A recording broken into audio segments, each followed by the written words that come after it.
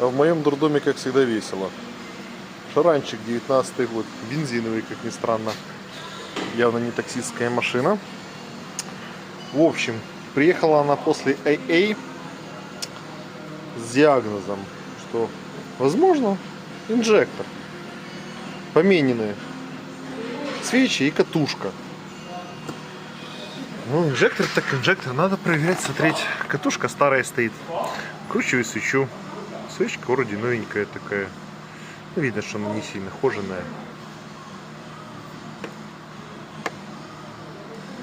Классные пацаны, просто.